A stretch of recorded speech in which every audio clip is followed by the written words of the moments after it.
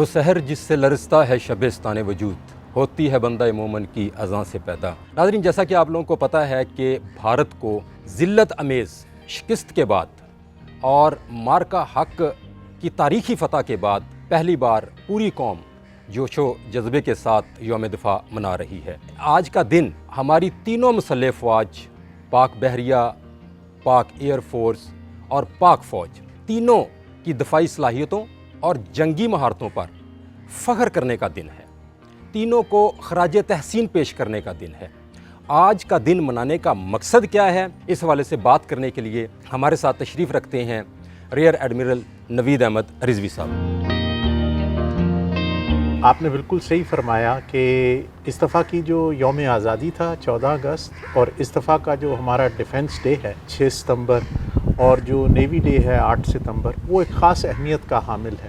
اسی سال 2025 میں جو مئی میں مارکہ حق کا اللہ تعالیٰ کی طرف سے اس قوم کو تحفہ ملا، اس کی وجہ سے خاص طور پہ یہ ایونٹس بڑے اسپیشل ہو گئے ہیں۔ جیسے آپ نے فرمایا کہ اس میں تینوں افواج نے، بری، بحری اور فضائی، بالخصوص فضائی نے، کیونکہ ان کا ایکشن بڑا ویزیبل نظر آنے والا تھا اور ان کو موقع ملا، تو وہ اس حوالے سے زیادہ لکی ہیں۔ میں یہاں پر کچھ آپ کو تھوڑا سا نیوی کے حوالے سے بتانا چاہوں گا۔ جو نیول وارفیئر ہے وہ باقی زمینی اور فضائی وارفیئر سے ڈیفرنٹ ہوتا ہے۔ اس کی ایک یونیکنیس ہے کیونکہ وہ 4 ڈائمینشنز میں ہوتا ہے۔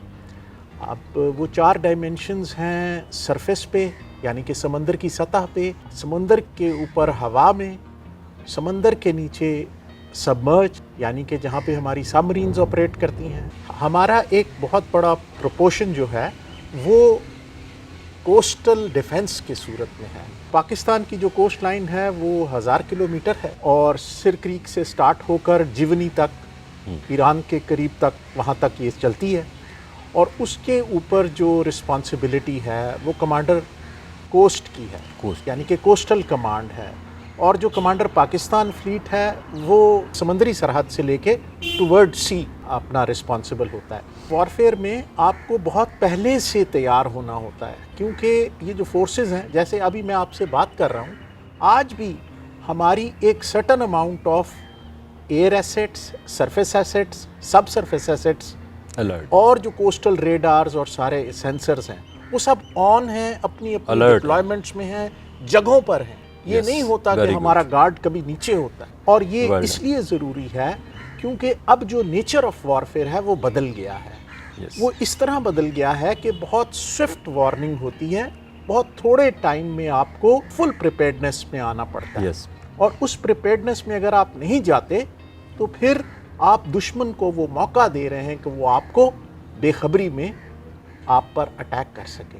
تو الحمدللہ پاکستان بحریہ مے کے حوالے سے بھی فلی پریپیئرڈ تھی، اور اپنے سب مرینز اپنے ایریاز میں تھیں، جہاز، بحری جہاز اپنے علاقوں میں تھے، پیٹرول کر رہے تھے، ایئر ایسیٹس پکچر اپڈیٹ کر رہے تھے، ساری ہمیں انفارمیشن رہتی ہے 24/7 کہ ہمیں پتہ ہوتا ہے کہ ہمارے ایریا آف انٹرسٹ میں کون آ رہا ہے، کون جا رہا ہے۔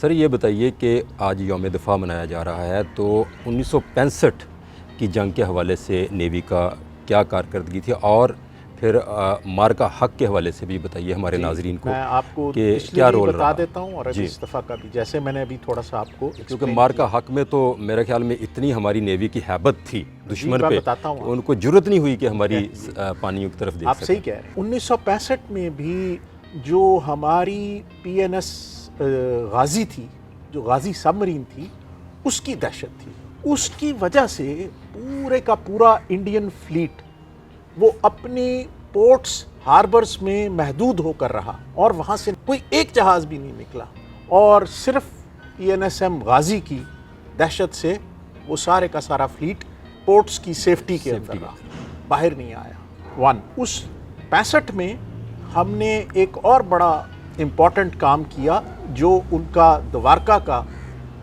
جو ریڈار تھا اس کو ہماری سرفیس فورس نے جا کر بالکل تباہ کر دیا، اور وہ جو ایک ان کو انیشل وارننگ ملا کرتی تھی فرام شور، फॉर द सी वो उनको ख़त्म हो गई। ये 65 में। 71 में दो बड़े हम डिफरेंट पोर्शंस में थे। ईस्ट पाकिस्तान हमसे बहुत दूर था, दरमियान में पूरा हमारे आर्च राइवल इंडिया था और हम इस तरफ मौजूद थे।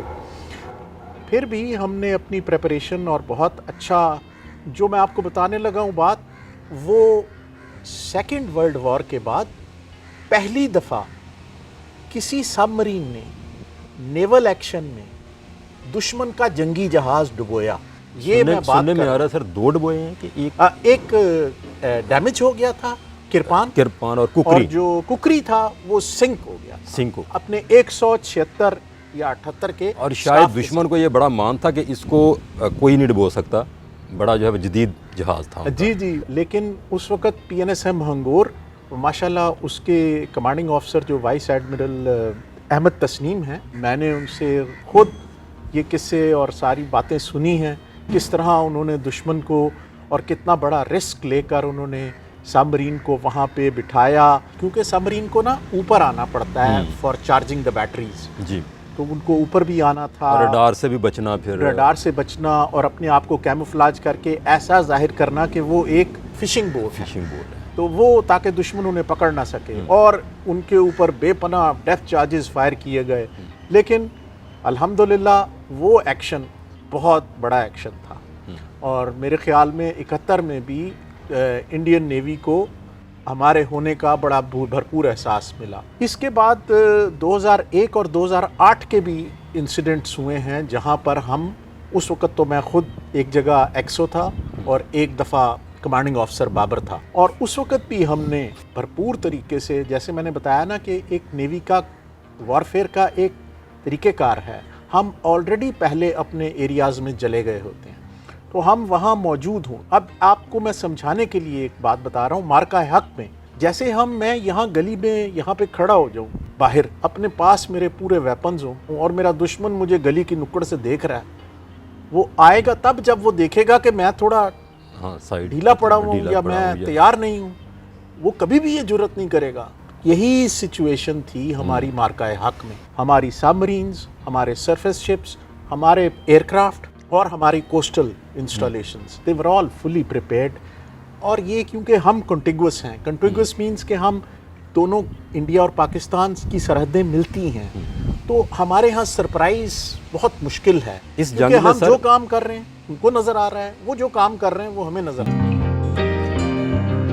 मार्का हक में सर हमारे अलाइज कंट्रीज़ में कौन हमारे साथ खड़े थे, या फिर हमारी मशक़ें जो हैं वो ज़्यादातर डिप्लोमेसी के हवाले से अगर देखा जाए, मिलिट्री में सनाउल्लाह साहब, जो पाकिस्तान का मैं ओवरऑल बात कर रहा हूँ, एक स्ट्रेटेजिक शिफ्ट हुआ टू ईस्ट। हालांकि हमारा पहले जो ज़्यादातर चीज़ें थीं, हमारी वेपनरी, हमारे प्लेटफॉर्म्स, वो वेस्ट से आते थे। फिर हमने ये शिफ्ट जो किया ईस्ट की तरफ, यानी चाइना की तरफ, ये एक स्ट्रेटेजिक शिफ्ट था और उसके डिविडेंड्स हमें मिलना शुरू हो गए हैं। एक तो ये कि देखें, हम और चाइना चीज़ों को मिलकर डेवलप करते हैं, हमें एक दूसरे को कॉम्प्लीमेंट करता है, और हमारी जो आगे जो प्रोडक्ट आ रही है, चाहे वो JF-17 की सूरत में है, चाहे वो हमारे जहाज़ हैं F-22P फ्रिगेट्स, और उसके बाद अब जो आए हैं टाइप 054 अल्फ़ा, ये चाइना से जो लेटेस्ट आए हैं, ये जहाज़ ओवर द पीरियड इतने ज़बरदस्त शिप्स हैं, इनके ऊपर इतनी फायर पावर है कि इंशाल्लाह ताला जब भी आगे भी मौका मिला तो आप लोगों को और कौम को मायूस नहीं करेंगे। सर ये बताएं हमारे नाजरीन को कि पाक नेवी का शुमार जो है वो दुनिया की बेहतरीन अफवाज में होता है। हम किस तरह के जदीद हथियारों से लेस हैं, शिप्स, सबमरीन्स या हेलीकॉप्टर्स, हमारे पास किस तरह के वेपन्स, दुश्मन को जो मतलब हमारी ऑपरेशनल तैयारियां समझ लें किस तरह से इत्मीनान बख्शें। यहाँ मैं आप लोगों को थोड़ा सा ये बताता चलूँ कि ये एक कंटिन्यूस प्रोसेस होता है। आप क्या करते हैं कि आप दुश्मन की कैपेबिलिटी समझते हैं कि इसके पास क्या क्या चीज़ें हैं, उसकी बुनियाद के ऊपर आप अपना मुआखज़ा करते हैं। फिर आप देखते हैं कि मुझे किस जगह पे सुपीरियरिटी लेनी है। कन्वेंशनल वॉरफेयर में पाकिस्तान और इंडिया में इक्वालिटी नहीं है, उनके नंबर्स बहुत ज़्यादा है बनिस्बत हमारे। हम जिस चीज़ में लेकिन फोकस हमारे करते पास हैं, क्वालिटी है, हम जिस चीज़ में फोकस करते हैं वो क्वालिटी है और वो सुपीरियर स्ट्रेटजी है। सोच के ऊपर तो कोई पैरा नहीं। ईमानी ताकत भी तो साथ अजाफी एक जो है हमारे साथ एक है जी सर। बिल्कुल। सोच जो होती है ना कि मैं कैसे दुश्मन को हैरान कर सकता हूँ और मैं कैसे उसको पहले वार करके hit first, hit hard and keep on hitting. Yes, ये हमारा मोटो होता है, हमारा तरीक़ाकार होता है। ओवरऑल सर हमारा दफाई निज़ाम जो है वो कैसा है? तीनों मुसल्लह फ़ौज किस तरह से कनेक्ट रहती हैं जब कोई जंगी महाज होता है उस पर? आपने बड़ी अच्छी बात की कि एक तो विद इन नेवी यस, हमारी सारी जो पिक्चर है मैरी टाइम डोमेन अवेयरनेस की मैंने आपसे बात की थी। यस, मुझे ये पता होना चाहिए कि बाहर जो कुछ भी हो रहा है मेरे एरिया ऑफ इंटरेस्ट में उसकी मुझे कंप्लीट पिक्चर हो, क्योंकि एज ए बहरिया के जो चीफ़ हैं या जो कमांडर पाकिस्तान फ्लीट जो आगे से फ्लीट को कर रहे होते हैं उनके बिहाफ पे, उन लोगों के पास ये इंफॉर्मेशन होना बहुत ज़रूरी है एट एनी गिवन टाइम क्या सिचुएशन है, सरफेस पिक्चर क्या है, एयर पिक्चर क्या है, सी की पिक्चर कंप्लीट क्या है। वो जब आपके पास हो जाती है तो आपको फिर ये पता है कि मेरे लिए इस पर्टिकुलर इवेंचुअलिटी के ऊपर किस तरीके कार से, बिलफर्ज अगर इंडिया INS विक्रांत को 400 मील पे रखा हुआ था उसने और फिर वो उससे भी नीचे ले गया, अगर वो उसको वहाँ से ऊपर लाने की करेगा कोशिश तो जब हमें पता चल जाएगा फौरन। और फिर हमारे पास अपने प्लान्स हैं क्योंकि हमारे लिए वो एक हाई वैल्यू टारगेट। मतलब ये है कि अगर कोई दुश्मन भारत अब कोई मिस एडवेंचर करता है तो उसको ये पता होना चाहिए कि हमारा जवाब बहुत स्पीडी होगा। वो जैसे कि हमारे पाक फ़ौज के तर्जमान ने भी कहा कि हम मशरक़ से शुरू करेंगे, तो इसका मतलब कि हमारे पास मिसाइल सिस्टम कोई ऐसा है कि हम तहस नहस हमारे कर पास state of the art missiles हैं, कोई ऐसी बात नहीं। आपने PL-15 तो इस दफ़ा देखा जी बिल्कुल, जो कि इस्तेमाल हुआ जी, और बहुत चीज़ें हैं जब इस्तेमाल होंगी तो आपको इंशाल्लाह पता चलेगा। तो आबी जारियत ये जो हो रही है सर, आबी इसको आप कैसे जारियत देखते जो हैं? ये कर रहे हैं वो एक ये जो सैलाब important हमारे point है, दरियाओं में सर, हाँ जी, वो हमारे जो लीडरशिप है उसके लिए है ज़्यादा ज़रूरी समझना कि देखें वो तो बीइंग अपर राइपेरियन उनके पास ये एडवांटेज है क्योंकि जो हिमालयाज से सारे वो निकल रहे हैं दरिया वो पहले इंडिया के पास हैं। इंडिया ने वहाँ पे रेजरवॉयर्स बना लिए हैं, डैम्स बना लिए हैं और पानी को ज़ख़ीरा कर लिया। अच्छा, अब एट वो पॉइंट ऑफ ओन चूजिंग वो पानी खोल दे और वो मतलब हमारे दरियाओं की कैपेसिटी से बहुत ज़्यादा हो, वो जमा करके पानी छोड़। जी जी ऐसे ही है बिल्कुल।